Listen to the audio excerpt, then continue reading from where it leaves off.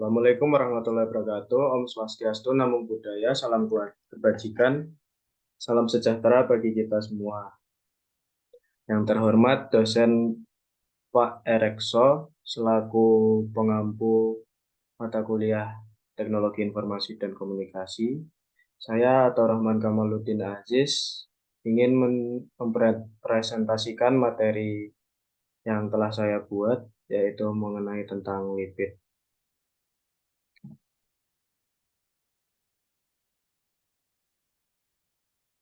Masuk kepada pokok pembahasan, di mana pokok pembahasan dari materi saya di sini yaitu dimulai dari pengenalan, di mana diawali dengan definisi, kemudian lipid tumbuhan, lalu masuk kepada fungsi dan struktur lipid, di mana terdapat peran lipid pada tumbuhan, lalu klasifikasi lipid, dan sebagian besar lipid mengandung asam lemak yang diesterifikasi menjadi gliserol.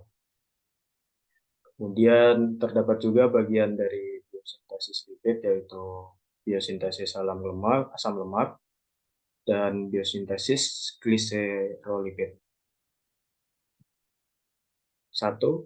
Masuk kepada pengenalan. Diawali dengan definisi. Definisi lipid mengacu pada kelompok molekul yang beragam secara struktural yang lebih suka larut dalam pelarut organik, seperti atau juga bisa disebut dalam pelarut yang tidak berair, seperti hidrokarbon, kloroform, benzena, ether, dan alkohol. Lipid adalah asam lemak dan turunannya, dan zat yang terkait secara biosintetik atau fungsional dengan senyawa ini. Lipid juga mencakup berbagai senyawa yang berasal dari asam lemak, serta banyak pigmen dan senyawa sekunder yang secara metabolik tidak terkait dengan metabolisme asam lemak. Salah satu contoh lipid sederhana yang tidak jenuh yaitu triasil gliserol atau trigliserid. Kemudian trigliserida merupakan ukuran penting dari kesehatan jantung, di mana jumlah atau kadar trigliserida pada kesehatan jantung yang normal yaitu kurang dari 150 mg. Kemudian pada kesehatan jantung yang menengah berada pada kadar 150 hingga 199 mg. Lalu jika kesehatan jantung tinggi mempunyai kadar trigliserida dengan 200 hingga 499 mg. Dan jika kesehatan jantung sangat tinggi memiliki kadar 500 mg.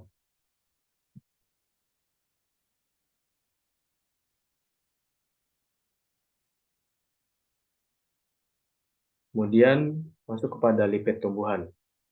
Setiap sel tumbuhan mengandung beragam lipid, seringkali terletak di struktur tertentu. Selain itu, jaringan tumbuhan yang berbeda mengandung lipid yang berbeda. Jalur metabolisme lipid pada tumbuhan sangatlah kompleks dan berada di antaranya. Belum dipahami dengan baik. Sintesis dan metabolisme lipid terjadi di berbagai organel, dan dalam banyak kasus melibatkan pergerakan lipid dari satu kompartemen seluler ke kompartemen seluler lainnya.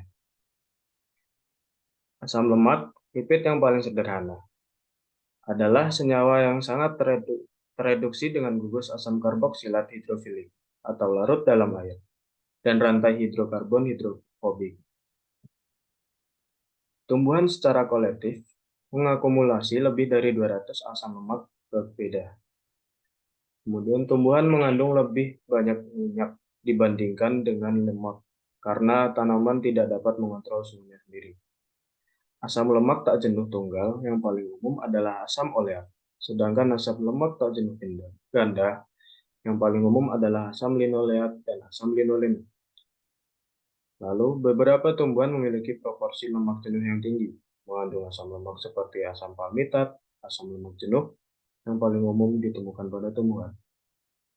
Kemudian tumbuhan juga mengandung lebih sedikit asam lemak jenuh lainnya, seperti asam laurat dan miristat.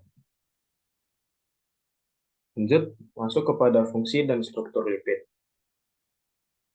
Peran lipid pada tumbuhan. Lipid memiliki struktur dan fungsi yang berbeda-beda peran.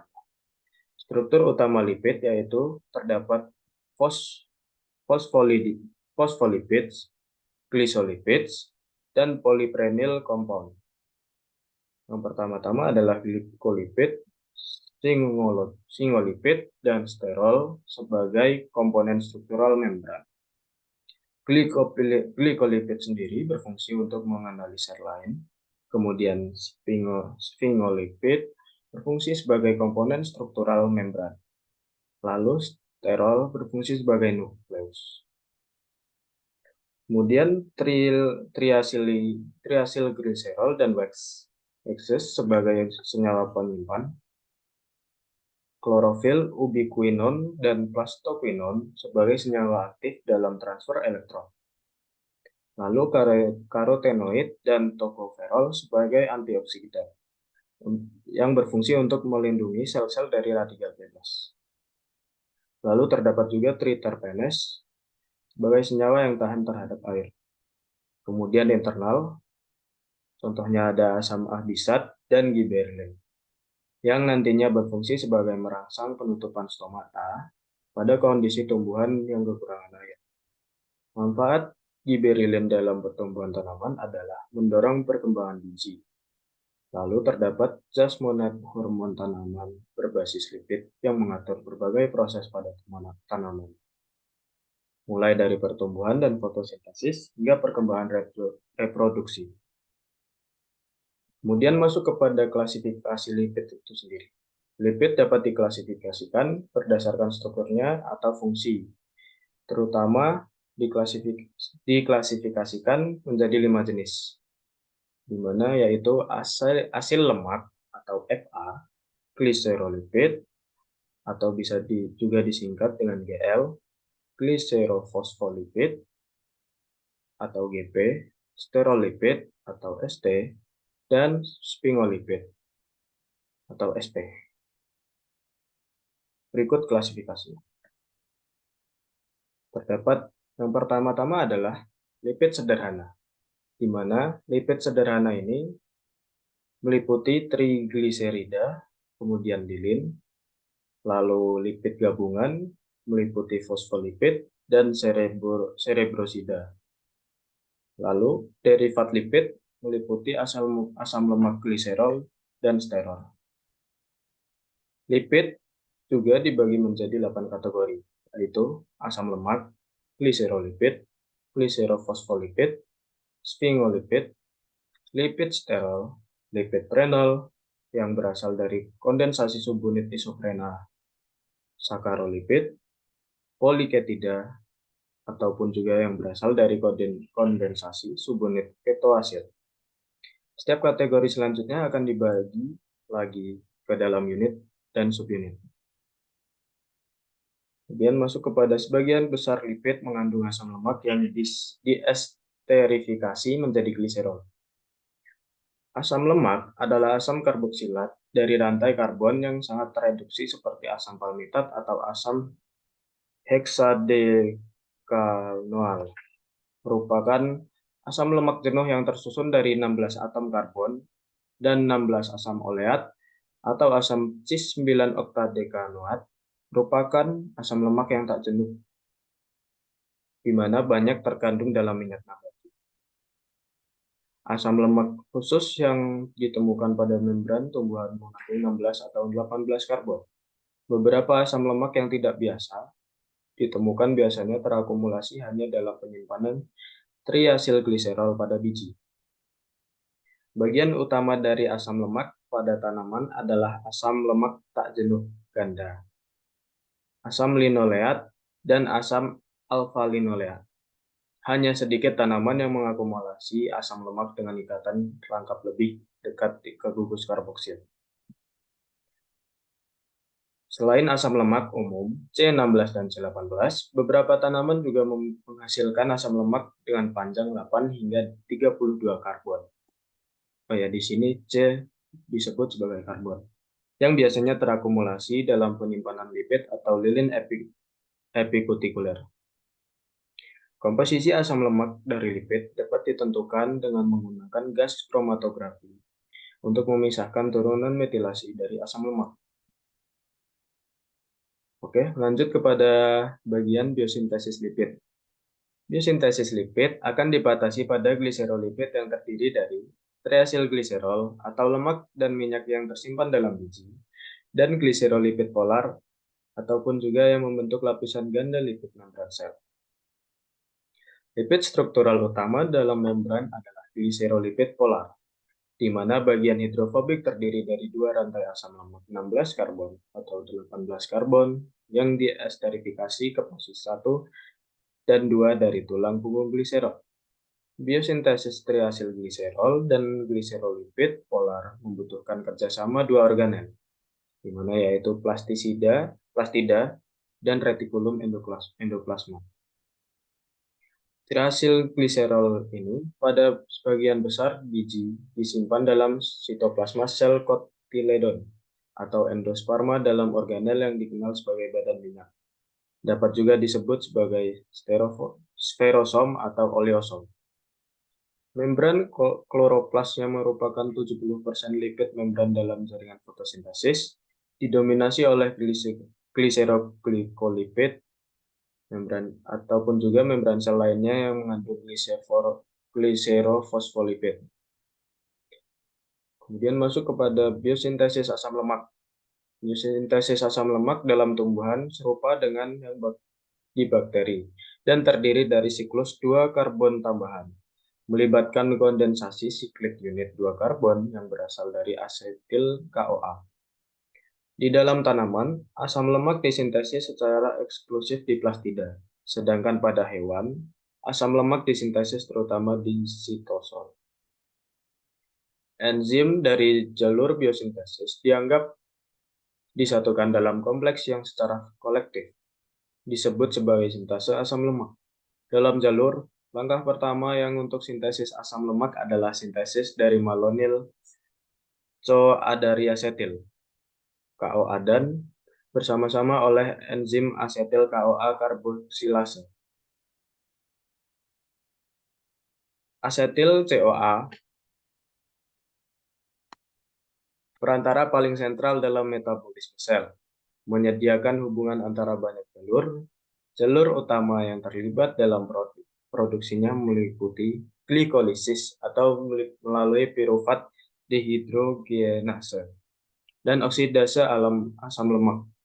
Selama respirasi, asetil CoA adalah sumber input karbon ke dalam siklus asam sitrat di mitokondria. Terlepas dari peran sentral ini, asetil CoA diyakini tidak melintasi membran dan harus diproduksi di kompartemen di mana asetil CoA digunakan. Di mana asetil CoA merupakan bahan awal biosintesis asam lemak.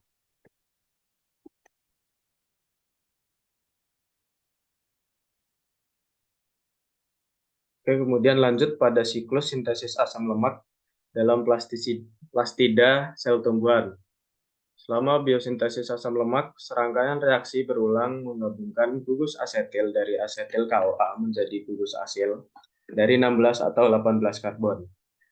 Enzim yang terlibat dalam sintesis ini adalah asetil CoA karboksilase atau ACCase dan sintase asam lemak atau FAS. Sintase asam lemak mengacu pada kompleks beberapa enzim individu yang mengkatalisis konversi asetil CoA dan malonyl CoA. Pembawa protein atau ACP. Kofaktor protein esensial umumnya dianggap sebagai komponen FAS. Kemudian biosintesis asam lemak diprakarsai oleh karboksilase, asetil CoA, yang bergantung pada ATP untuk membentuk malonyl CoA. Selanjutnya, malonyl ditransfer ke ACP. Terdapat pada gambar siklus sintesis asam lemak dalam plastida sel tumbuhan.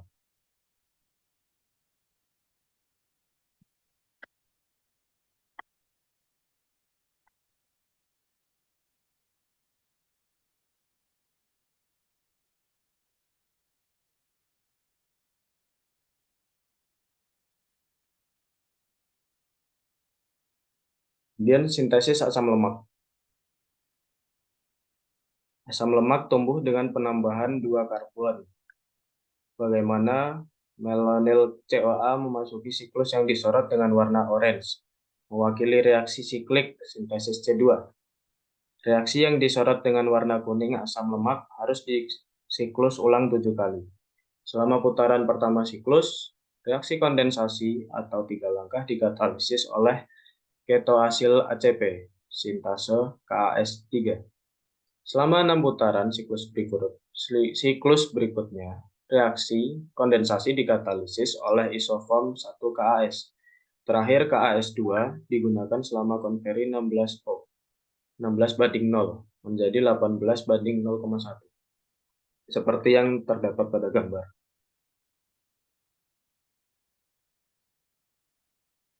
Kemudian malonyl CoA. Malonyl CoA memasuki beberapa jalur pada tanaman. Di dalam plastida, malonyl CoA digunakan secara eksklusif untuk memproduksi asam lemak. Di dalam sitosol, malonyl CoA adalah pendonor karbon untuk pemanjangan asam lemak, menghasilkan prekursor untuk lilin permukaan lipid dan biji tertentu. Di sintesis gliserolipid. Sintesis gliserolipid melibatkan proses yang kompleks dan tinggi mengatur interaksi antara kloroplas, di mana asam lemak disintesis, dan membran lainnya, sistem sel. Jalur prokariotik dan eukariotik diusulkan pada awalnya berdasarkan studi pelabelan dan kemudian diuji oleh studi genetik di Arabidopsis. Keduanya diprakarsai oleh sintesis dari asam fosfatida. Lalu reaksi umum yang umum untuk semua jalur biosintesis fosfolipid melibatkan perlekatan kelompok kepala fosfolipid. Sekian, terima kasih. Apabila ada salah, mohon dimaklumi dan dimaafkan. Saya Atau Rahman Kamaluddin Aziz undur diri.